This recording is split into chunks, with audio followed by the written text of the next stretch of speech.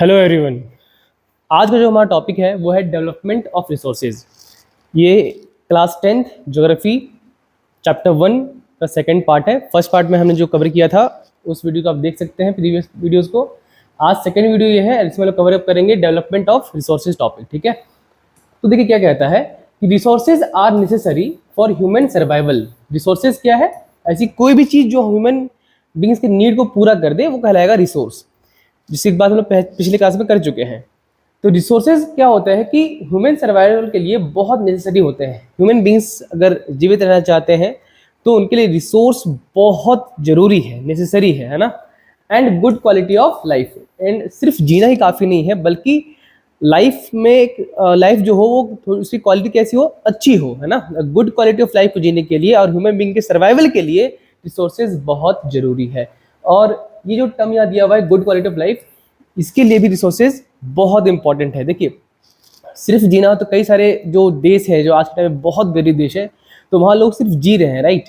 सो सिर्फ जीना को कहेंगे कि अगर रिसोर्स की वजह से सिर्फ जीना अगर हो रहा है लोगों का, तो वो कम्प्लीटली उसको एक अच्छी क्वालिटी ऑफ लाइफ नहीं है ना। तो रिसोर्स किस लिए ज़रूरी है?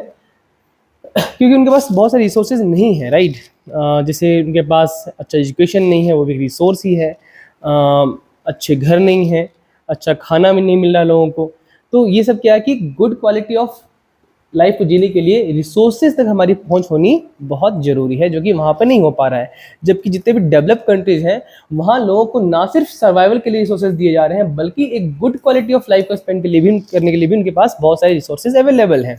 फॉर एग्जाम्पल, उनके पास अच्छा एजुकेशन सिस्टम है, अच्छे हॉस्पिटल्स हैं, ठीक है, बढ़िया अच्छे अच्छे बिल्डिंग्स हैं उनके लिए, और भी बहुत सारी चीज़ें जो उनकी लाइफ को काफ़ी अच्छा बनाता है। गुड क्वालिटी ऑफ लाइफ अगर गुड क्वालिटी ऑफ लाइफ वो स्पेंड कर रहे हैं जो भी डेवलप कंट्रीज़ हैं।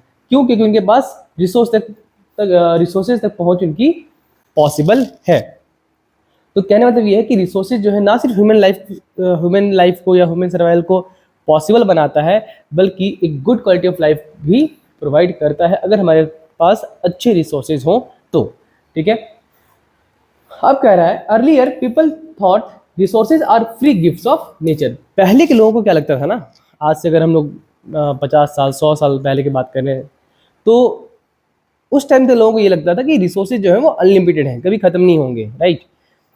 तो that's why they use very carelessly, they just misuse the resources.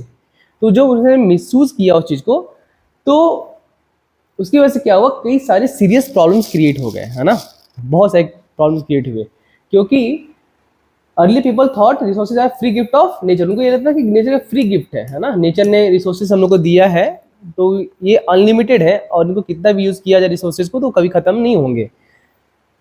और इसकी वजह से क्या हुआ, बिकॉज ऑफ दिस बिलीफ, इस विश्वास की वजह से, ये बिलीफ की वजह से human beings use resources carelessly. Humans ने क्या किया कि रिसोर्सेज को केयरलेसली तरीके से यूज किया, है ना, मतलब मिसयूज किया एक तरीके से रिसोर्सेज का, जिसकी वजह से कई सारे सीरियस प्रॉब्लम्स क्रिएट हो गए।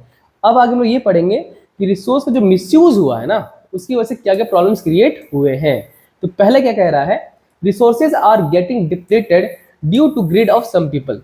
कुछ लालची लोगों की वजह से क्या हो रहा है कि रिसोर्सेज बहुत तेजी से खत्म हो रहे हैं, ठीक है, just because of the greed of the some people. तो कुछ लालची लोग कह रहे हैं, मतलब ये कि जो भी बड़े बड़े बिजनेसमैन होते हैं या कॉर्पोरेट लेवल के लोग होते हैं, वो या फिर इनके इंडस्ट्रीज वगैरह होती है, वो क्या करते हैं कि just to earn a huge profit, वो बहुत ज़्यादा अमाउंट में रिसोर्सेज को यूज़ करते हैं बिना ये सोचे कि उसका क्या इम्पैक्ट पड़ने वाला है फ्यूचर जनरेशन पे या आने वाली जनरेशन पे, ठीक है। तो उसके इसको क्या बोलते हैं, तो पहला प्रॉब्लम क्या क्रिएट हो गया कि resources are getting depleted. Resources जो है बहुत तेजी से खत्म हो रहे हैं just because of greed of some people. कुछ लालची लोगों की नीड को पूरा करने के लिए, उनकी लालच को पूरा करने के लिए क्या हो रहा है कि रिसोर्स बहुत तेजी से खत्म हो रहे हैं। नेक्स्ट कहता है accumulation of resources in few hands which divided the society rich and poor and creating inequality. Yes, ये भी बहुत इंपॉर्टेंट टर्म है। ये क्या कह रहा है कि एक्युमुलेशन ऑफ रिसोर्सेज, एक्युमुलेट होता है जमा हो जाना, ठीक है। तो मालूम मैं कहूँगा कि एक्युमुलेशन ऑफ मनी, तो किसी पास बहुत ज़्यादा पैसा क्या हो, इकट्ठा हो गया। तो यहाँ पर रिसोर्सेज का कह रहा है एक्यूमुलेशन, दैट मीन्स कुछ ऐसे लोग हैं जिनके पास बहुत ज़्यादा रिसोर्सेज है और कुछ ऐसे हैं जिनके पास रिसोर्स है ही नहीं। जैसे मैंने अभी एग्जांपल लिया कि डेवलप्ड जो नेशन है उनके पास रिसोर्सेज के बहुत अच्छे मतलब बहुत अच्छे लेवल में रिसोर्सेज अवेलेबल हैं, जबकि जो पुअर कंट्रीज़ हैं उनके पास अच्छे रिसोर्सेज नहीं हैं, है ना। तो वैसे ही सोसाइटी में भी हैं, कुछ लोग ऐसे हैं जिनके पास बहुत ज़्यादा रिसोर्स है, हर तरह के रिसोर्सेज अवेलेबल हैं उनके पास, and actually they are spending a good quality of life. But कुछ ऐसे भी लोग, मैक्सिमम लोग, कुछ लोग नहीं, मैक्सिमम लोग ऐसे हैं जिनके पास रिसोर्सेज तक पहुंच नहीं, और है भी तो बहुत कम रिसोर्सेज हैं उनके लाइफ को सर्वाइव करने के लिए। तो इसमें क्या होता है कि जिनके पास बहुत ज़्यादा है वो रिच पर्सन हो गए सोसाइटी के, ठीक है, और जिनके पास रिसोर्सेज तक पहुंच नहीं है वो हो गए पुअर। तो एक्यूमुलेशन ऑफ रिसोर्सेज की वजह से क्या हो रहा है कि एक्यूमुलेशन ऑफ रिसोर्सेज से क्या हो रहा है, इन फ्यू हैंड्स, कुछ लोगों के पास बहुत ज़्यादा रिसोर्स है, इसकी वजह से जो सोसाइटी है, हमारा समाज है, वो दो पार्ट में डिवाइड हो गया है। एक भाग वो है जिनका, जहाँ के लोगों के पास बहुत सारे रिसोर्सेज हैं और वो एक अच्छे क्वालिटी ऑफ लाइफ को स्पेंड कर रहे हैं, और दूसरा सिरा वो है हमारे समाज का जहाँ पर लोगों के पास रिसोर्स तक मतलब रिसोर्स तक एक्सेस नहीं है, या रिसोर्स है भी उनके पास बहुत कम है, and that's why they are not able to spend a good quality of life. Actually they are only surviving, वो सिर्फ जी रहे हैं बट एक अच्छा क्वालिटी ऑफ लाइफ स्पेंड नहीं कर रहे, ठीक है ना। तो वही कह रहा है, तो जैसे रिच लोग हैं इनके ये actually they are spending good quality of life क्योंकि इनके पास पूरे रिसोर्स अवेलेबल है, लेकिन जो समाज का हमारा जो गरीब का तबका है उसके पास रिसोर्सेज नहीं है, तो वो सिर्फ जीने तक के उनके पास साधन है, बट अपनी क्वालिटी, लाइफ की क्वालिटी को अच्छा करने के लिए उनके पास साधन अवेलेबल नहीं हो पा रहे हैं। क्यों? क्योंकि सारे रिसोर्सेज जो हैं वो रिच के पास एक्यूमुलेट हो जा रहे हैं, यहाँ पर जमा हो जा रहे हैं। फिर कह रहा है ओवर यूज, है ना, इनडिस्क्रिमिनेट एक्सप्लॉयटेशन ऑफ रिसोर्सेज, या कह लीजिए कि over use of resources has caused environmental problems like global warming, ozone layer depletion, pollution, land degradation etcetera. अब ये ओवर यूज क्या है, देखिए जितना जरूरत हो अगर उससे ज़्यादा यूज़ कर लिया जाए रिसोर्सेज का, तो उसका प्रभाव सिर्फ समाज पे नहीं बल्कि पर्यावरण पे भी पड़ता है, नेचर पर भी पड़ता है। तो यहाँ पर जो हमने देखा कि ग्रीड ऑफ सम पीपल जो है ना, इसी का असर एक तो सोसाइटी पे पड़ रहा है, क्योंकि कुछ लोग ऐसे हैं जहाँ के पास जो लालची लोग हैं समाज के, जिनकी लालच को पूरा करने के लिए बहुत ज़्यादा अमाउंट ऑफ रिसोर्स खर्च किए जा रहे हैं, बहुत ज़्यादा अमाउंट में रिसोर्सेज को यूज़ किया जा रहा है। क्यों? क्योंकि उनकी जो एक है ना, उनका एक लगा हुआ है कि yes I have to make a huge profit, तो उस प्रॉफिट को पूरा करने के लिए, अपने लालच को पूरा करने के लिए क्या कर रहे हैं, वो बहुत ज़्यादा अमाउंट में रिसोर्सेज को यूज़ कर रहे हैं जो अवेलेबल रिसोर्सेज हैं हमारे इन्वायरमेंट में। तो उसका इम्पैक्ट दोनों जगह पड़ता है, एक तो हमारी सोसाइटी पर पड़ता है और दूसरा इन्वायरमेंट पर भी पड़ता है, ठीक है। तो ये जो इम्पैक्ट पड़ रहा था ऊपर वाले में, ये हमारे समाज में पड़ा, और ये जो इम्पैक्ट पड़ रहा है ये इन्वायरमेंट में पड़ रहा है। तो ओवर यूज जो किया जा रहा है रिसोर्सेज का, मिसयूज जो किया जा रहा है रिसोर्सेज का, उसका इम्पैक्ट इन्वायरमेंट में क्या पड़ रहा है कि इन्वायरमेंट में कई सारे इन्वायरमेंटल प्रॉब्लम्स क्रिएट हो गए हैं, जैसे ग्लोबल वार्मिंग। ग्लोबल वार्मिंग क्या है? अर्थ का जो नॉर्मल टेम्परेचर है उससे उसका टेम्परेचर बढ़ जाना, ये कहलाता है ग्लोबल वार्मिंग, ठीक है। जितना नॉर्मल टेम्परेचर अर्थ का होना चाहिए, अगर उससे ज़्यादा बढ़ रहा है अर्थ का, ये कहलाएगा ग्लोबल वार्मिंग, ठीक है, जो कि आज के टाइम में हो रहा है बहुत ज़्यादा। ओजोन लेयर डिप्लेशन क्या है? देखिए ओजोन एक लेयर है ना, हमारे अर्थ के एटमॉस्फेयर में के 5 डिफरेंट लेयर्स हैं, troposphere, stratosphere, mesosphere, thermosphere and exosphere. तो जो स्ट्रेटोस्फेयर का लेयर है उसी में एक लेयर पाया जाता है ओजोन लेयर का, इसको O3 बोलते हैं इसको, है ना। तो उसी में एक लेयर है ओजोन का, और ये बेसिकली करता क्या है, ओजोन जो सन है उससे कई सारे हार्मफुल रेडिएशंस निकलते हैं जो हमारे अर्थ की ओर आते हैं। तो ये लेयर सन के जो हार्मफुल रेज हैं, यूवी रेज हैं, अल्ट्रावायलेट रेज होते हैं जो हार्मफुल रेज, उसको अर्थ सरफेस तक पहुंचने देता ही नहीं है, बल्कि वो वहीं से क्या करता है, रिफ्लेक्ट कर देता है। मान लीजिए ये आपका ओजोन है, तो सन से जो भी रेज आए उसको ये वापस बाउंस बैक कर देता है, वापस रिफ्लेक्ट कर देता है, या फिर इसको एब्जॉर्ब कर लेता है, ताकि वो जो है अर्थ सरफेस तक ना पहुंचे, ठीक है। और इस तरीके से अर्थ को जो है प्रोटेक्ट करता है सन के हार्मफुल रेज से। तो ओजोन लेयर क्या हुआ कि ओजोन लेयर में भी अब वो काफ़ी थिन हो गया है, जिसको बोलते हैं ओजोन होल। और वो इतना थिन हो चुका है, अंटार्कटिका, आपने नाम सुना होगा कभी, अंटार्कटिका। तो अंटार्कटिका में क्या हुआ है कि अंटार्कटिका के ऊपर जो है, जो ओजोन लेयर है वो काफ़ी थिन हो चुका है, जिसकी वजह से क्या हो रहा है कि वहाँ पर जो हार्मफुल यूवी रेज है वो सीधा पहुँच जा रहे हैं अर्थ सरफेस तक, जिसकी वजह से क्या हो रहा है कि वहाँ का जो टेम्परेचर है वो नॉर्मल टेम्परेचर से थोड़ा सा ज़्यादा हो रहा है। इसी को ग्लोबल वार्मिंग भी कहते हैं।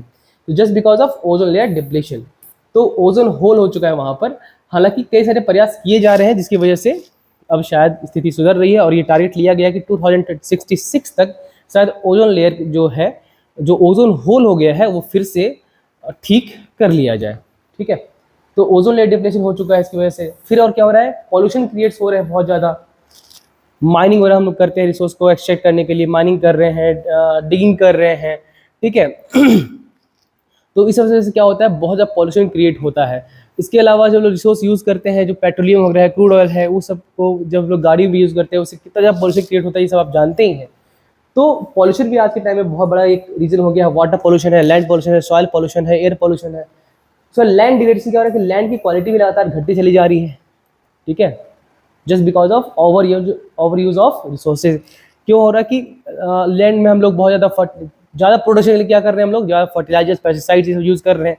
उसका इम्पैक्ट आने वाले जनरेशन में पड़ता है, और अभी के जनरेशन में भी पड़ना शुरू हो चुका है। कई सारी बीमारियाँ ऐसी आ रही हैं जिसके बारे में कभी लोग सुनते भी नहीं थे, जानते भी नहीं थे, वैसे ऐसी बीमारियाँ निकल करके आ रही हैं, जस्ट बिकॉज ऑफ, क्योंकि हम लोग आजकल के खाने में, फूड में ऐसी ऐसी चीज़ें, केमिकल्स यूज़ कर रहे हैं जो हमारे स्वास्थ्य के लिए बहुत ज़्यादा हानिकारक है। और अब क्या हो रहा है कि धीरे धीरे लैंड डिग्रेड हो रहा है, means same area of land से, देखिए मान लीजिए एक 1 एकड़ जो है वो जमीन था, यहाँ से जो प्रोडक्शन होता था, मान लीजिए 1000 kg था पहले, लेकिन अब क्या हो रहा है, प्रोडक्शन यहाँ से कम हो जा रहा है। धीरे धीरे लैंड की क्वालिटी खराब होती चली जा रही है, वहाँ से प्रोडक्शन जो है वो कम होता जा रहा है, इसको बोलते हैं लैंड डिग्रेडेशन।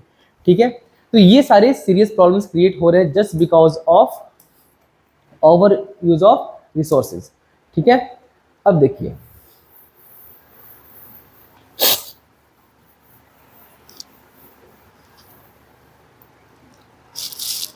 तो अगर क्वेश्चन आपका ये आ जाए कि क्या क्या सीरियस प्रॉब्लम्स क्रिएट हो चुके हैं मिसयूज ऑफ रिसोर्सेज की वजह से, तो आपका ये सारे पॉइंट होंगे एग्जाम में, आप आराम से लिख सकते हैं, पूरे नंबर इसमें आएंगे भी आपके, ध्यान रखिएगा।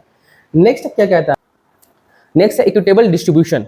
इक्विटेबल डिस्ट्रीब्यूशन क्या है समझिए, मीन्स रिसोर्स एक्चुअल में सबके पास इक्वली डिस्ट्रीब्यूट होना चाहिए, है ना, समान वितरण। ये क्या कहता है, फेयर डिस्ट्रीब्यूशन जो है ना, fair distribution of resources is important. Fair distribution क्या होता है कि जो बोलते हैं समान वितरण, है ना, या फिर तर्क संगत वितरण या न्यायपूर्ण वितरण। मतलब सभी लोगों के पास इतने तो रिसोर्सेज हों कि उनकी लाइफ अच्छे ढंग से चल सके और वो अच्छे से सर्वाइव कर सकें, कम से कम इतना रिसोर्स तक उनकी पहुंच होनी चाहिए। स्पेशली इसेंशियल रिसोर्सेज पे, जैसे आपका हो गया फूड, वाटर, ठीक है, क्लीन एयर, है ना तो एजुकेशन। तो यहाँ तक अगर सबको फेयर रूप से रिसोर्सेज मिल जाए और वहाँ तक लोगों की पहुँच संभव हो, मैक्सिमम लोग, मतलब सभी लोगों को अच्छा एजुकेशन, सेफ ड्रिंकिंग वाटर, ठीक है, क्लीन एयर, ये सब अगर मिल जाता है, फिर पॉल्यूशन फ्री लैंड, तो ये कहलाएगा फेयर डिस्ट्रीब्यूशन सबके पास है। मीन्स सबके पास होना चाहिए रिसोर्सेज तक पहुँच, है ना, और ताकि सभी लोग अच्छे से सर्वाइव कर सकें। वही कह रहा है कि fair distribution of resources is important for good life. अगर सभी लोग चाहते हैं कि अच्छी लाइफ जिए, तो सबके पास रिसोर्सेज तक पहुँच होनी चाहिए, है ना। एंड पीस, ये क्या कह रहा है कि जाहिर सी बात है, किसी भी देश में तब तक शांति व्यवस्था बनी हुई है जब तक कि लोगों को उनके इसेंशियल नीड्स जो लोगों की वो पूरी हो रही है। कम से कम रोटी, कपड़ा और मकान का नीड्स तो पूरा होना ही चाहिए। तो ये इसेंशियल नीड्स हैं, ये इसेंशियल रिसोर्सेज हैं, है ना रोटी, कपड़ा, मकान, सेफ ड्रिंकिंग वाटर, मतलब स्वच्छ पानी, स्वच्छ हवा, तब तक उस देश में शांति बनी हुई है। लेकिन अगर किसी देश में लोगों को इसेंशियल चीज़ें नहीं मिल पाती हैं, इसेंशियल रिसोर्सेज नहीं मिल पाते हैं, तब वहाँ की शांति व्यवस्था भी खराब हो सकती है। इसलिए कह रहा है कि सभी लोगों तक फेयर डिस्ट्रीब्यूशन ऑफ रिसोर्सेज होना बहुत जरूरी है, ताकि वो एक गुड लाइफ स्पेंड कर सके एंड वहाँ शांति व्यवस्था बनी रह सके।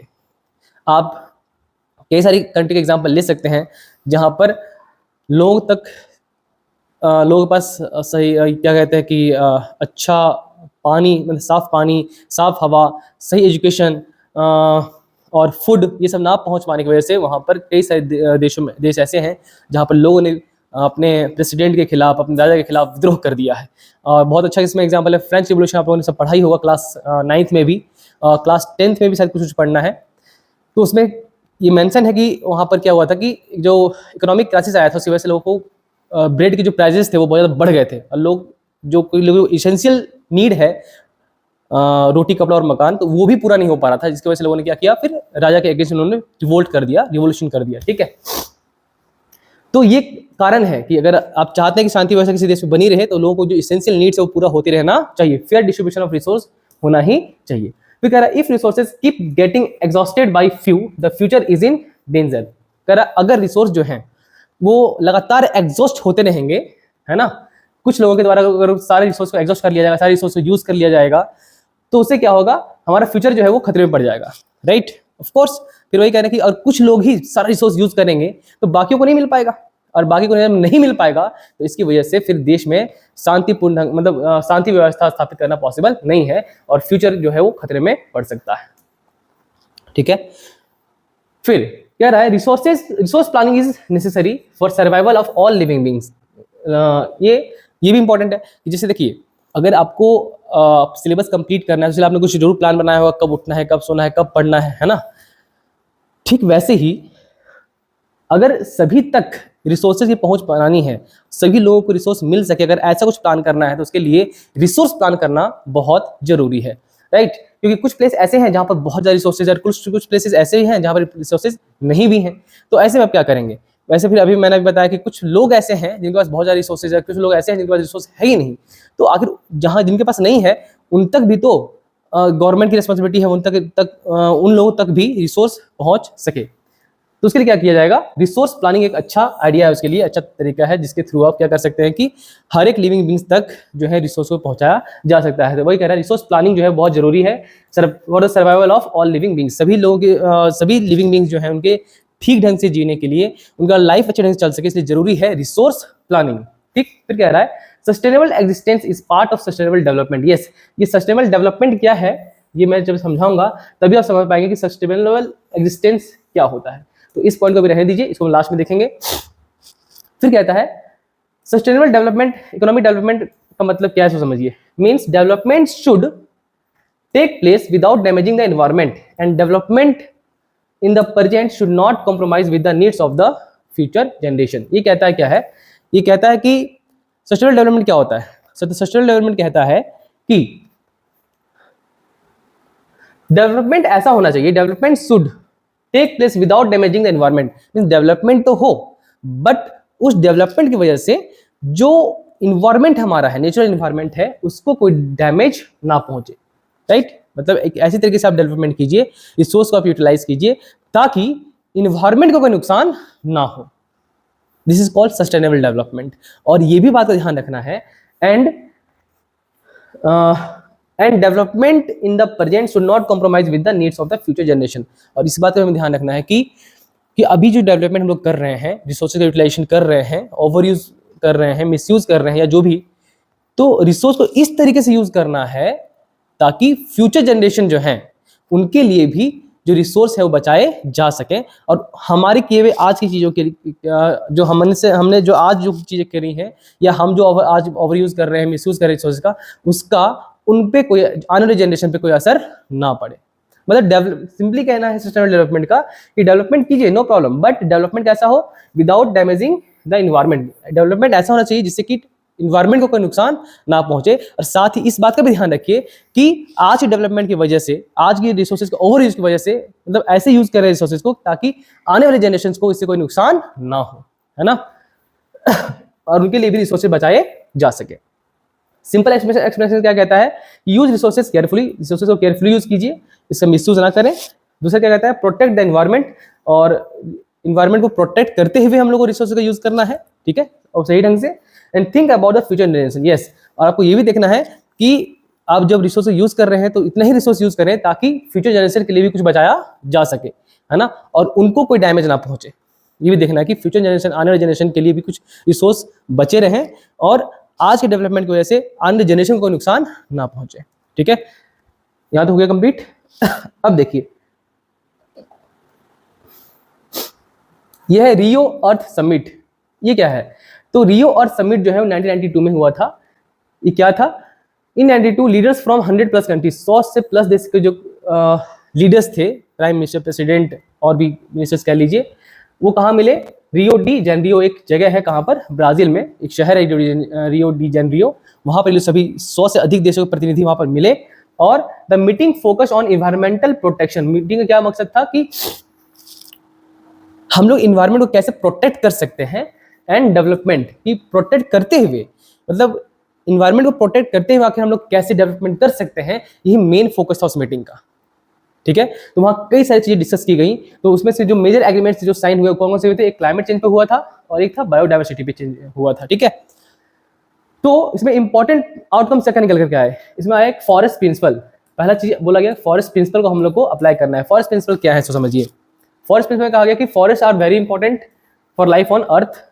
अर्थ पर अगर जीवन है तो जस्ट बिकॉज ऑफ फॉरेस्ट, और फॉरेस्ट और ह्यूमन बींग्स और अदर ऑर्गेनिम्स क्या है, आपस में इंटरडिपेंडेंट है। ये हम लोग पहले भी पढ़े हुए हैं कि फॉरेस्ट और ऑल लिविंग बींग्स जो अदर लिविंग ऑर्गेनिम्स हैं वो सब क्या है, एक दूसरे पे इंटरडिपेंडेंट है and they should be use carefully. इसलिए फॉरेस्ट को बहुत केयरफुली यूज करने की जरूरत है हम लोग को, इसको ओवर यूज नहीं किया जाए। Forest must be protected and conserve. Forest को हम लोग को प्रोटेक्ट भी करना है, उनको कंजर्व भी करना है, बचा के भी रखना है।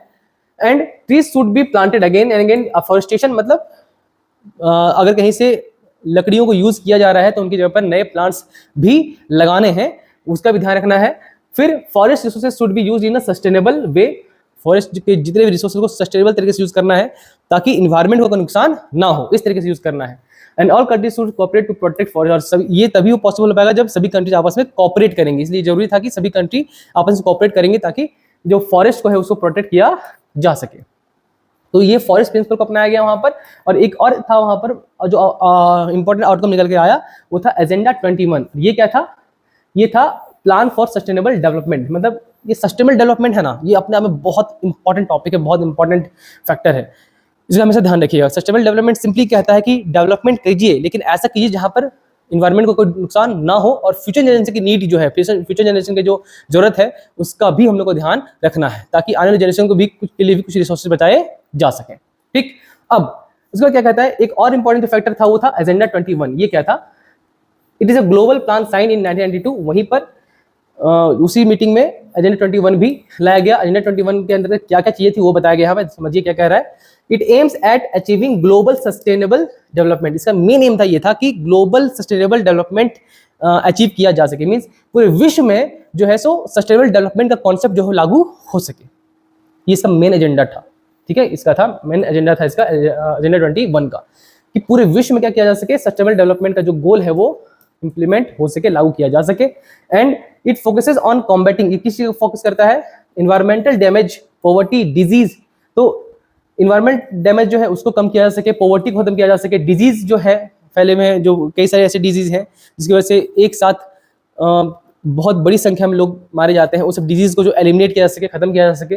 ठीक है, through global corporation and share responsibility. और इसको कैसे किया जाएगा?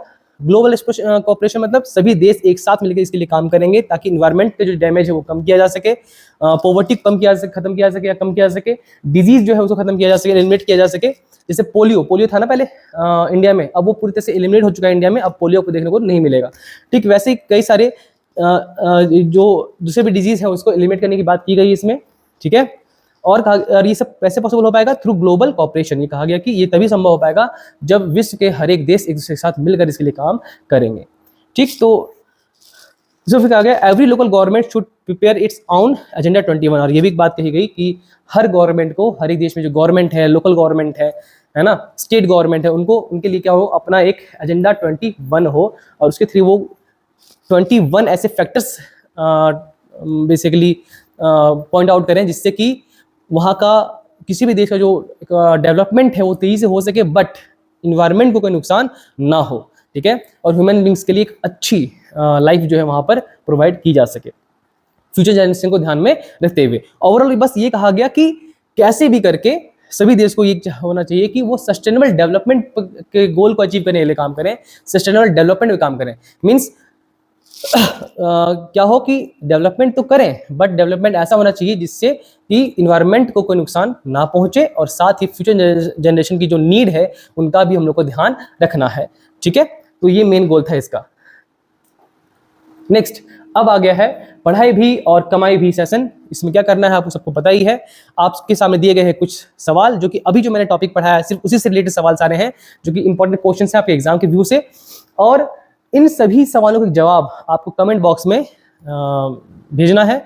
और जिन बच्चों ने पहले 10 बच्चों ने इन सभी क्वेश्चंस का एक भी छूटे नहीं, ध्यान रखिएगा, हर एक क्वेश्चन का आपको जवाब देना है। इन सभी क्वेश्चन का जवाब देकर भेज दिया, कमेंट बॉक्स में कमेंट किया, तो उन पहले 10 बच्चों को 20 रुपये प्रति बच्चे जो है वो पुरस्कार राशि के तौर पर दी जाएगी। मैं फिर कह रहा हूँ, ये मैं बच्चों को ये नहीं कह रहा कि आपको लालच दिया जा रहा है, ऐसा बिल्कुल नहीं है। बस ये है आपका एक तरह से अवार्ड है, क्योंकि आपने मेहनत करी है, आपने बढ़िया से चैप्टर को पढ़ा है, तो एक तरह से आपके लिए रिवॉर्ड है, और इस तरह से आपका बोर्ड का प्रिपरेशन भी आसान हो जाएगा। तो मेरी छोटी सी एक कोशिश है। पिछले वीडियोज़ में कुछ बच्चों ने कमेंट किया, मुझे बहुत अच्छा लगा, और कुछ बच्चों ने तो मतलब क्या किया कि जो अपना फ़ोनपे नंबर तो भेजा, बट उनको फिर बाद में ये डाउट आया कि सर ऐसे जो नंबर है वो पब्लिक हो जाता है, तो इसलिए क्या कर सकते हैं आप कि मैं एक आपको नंबर प्रोवाइड कर रहा हूँ, है ना, 9296051477। ये जो नंबर है ना, इस नंबर पे आप मुझे व्हाट्सअप कर सकते हैं। इस तरह से क्या होगा कि आपका बस नाम ले लिया जाएगा वीडियोज़ में, और आपका नंबर भी पब्लिक नहीं होगा, और आपको आपका रिवॉर्ड भी मिल जाएगा। इस पर बस अपना फ़ोनपे नंबर जो है या फिर QR कोड भी आप डायरेक्टली भेज सकते हैं, बस अपना नाम जरूर भेज दीजिएगा उसमें। और आप जैसे ही कमेंट करेंगे, फिर उसके कुछ ही देर के बाद विदिन 24 आवर्स आपके फ़ोनपे अकाउंट पर आपका जो है अमाउंट भेज दिया जाएगा। तो इस नंबर पे आप डायरेक्टली मुझे व्हाट्सअप कर सकते हैं, ठीक है, इस नंबर पे, ताकि किसी भी बच्चों का नंबर पब्लिक ना हो। लास्ट सेक्शन में जो बच्चे ने कमेंट किया था, उसमें से जिनको पुरस्कार राशि एक बच्चे को जिसको भेजी गई थी, वो है, उनका नाम लूसी है, और उन्होंने सभी क्वेश्चंस के आंसर भी दिए थे, ठीक है। और एक और बच्ची ने जिसका आंसर दिया, वो है, उनका नाम अंशु कुमारी है। तो उसने ये कहा कि सर मेरा नाम जरूर ले लीजिएगा। उसने कमेंट बॉक्स में नहीं भेजा, बट मुझे सारे आंसर्स लिख के दिखाए उसने, तो ये बढ़िया था कि जब उसने आंसर लिख के दिखाया, बोले सर मुझे भी कुछ मिलना चाहिए रिवॉर्ड में। मैंने कहा यस, नेक्स्ट वीडियो में आपका नाम लूंगा। तो मैं उसका आज नाम ले रहा हूँ कि अंशु कुमारी ने जो आंसर लिखा था वो वाकई बहुत बढ़िया आंसर था, ठीक है। और प्लीज़ कीप इट अप, आप और ध्यान से पढ़ें, और फिर नेक्स्ट वीडियो में हम लोग मिलते हैं नेक्स्ट डे। तब तक के लिए आप स्वस्थ रहें, मस्त रहें, अच्छे से पढ़ाई करें। जय हिंद, जय भारत।